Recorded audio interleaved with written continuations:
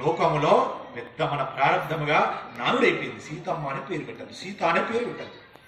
పోనీ ఇంకొక మాట అడుగుతాను, ఇంతమంది ఉన్నారే, ఇందులో జానకి అనే పేరున్న వాళ్ళు ఒకసారి చేతండి. జానకి మంచి పేరేనండి.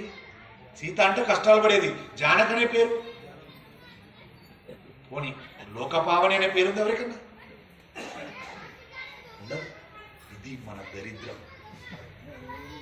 పిల్లలకు పేర్లు పెడితే దరిద్రమైన పేర్లే, పెద్దలు పేర్లు పెడితే దరిద్రమైన పేర్లే. వాడు యోగ్యుడు కావాలంటే ఎక్కడవుతాండి? కాలేడు.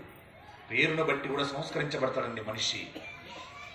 ఎన్ని గొప్ప గొప్ప పేర్లు వస్తాయో మనకి ఇప్పటి నుండి స్టార్ట్ అవుతాయి. మహాభారతంలో గొప్ప గొప్ప పేర్లు వస్తే దయచేసి పిల్లలందరూ వచ్చారు, చాలా సంతోషం. నాకు ఇవాళ చాలా ఆనందపడుతున్నాను నేను. మీ పిల్లలే రేపటి తరానికి, భావి తరానికి పునాదులు. మీలో ఈరోజు జ్ఞాన మొక్క చిగురిస్తుంది. మీరు రేపటి నుండి తప్పకుండా ఒక పెన్ను పేపర్ పట్టుకొని రండి. దయచేసి పెద్దలు కూడా తెచ్చుకోండి, పేర్లు రాసుకోండి. మహాభారతంలో అద్భుతమైనటువంటి పేర్లు వస్తాయి. ఆ పేర్లను పిల్లలకు పెట్టండి. వాడి పూర్వజన్మలో ఏదైనా పాపాలుంటే తొలగిపోతాయి, కష్టాలుంటే తొలగిపోతాయి.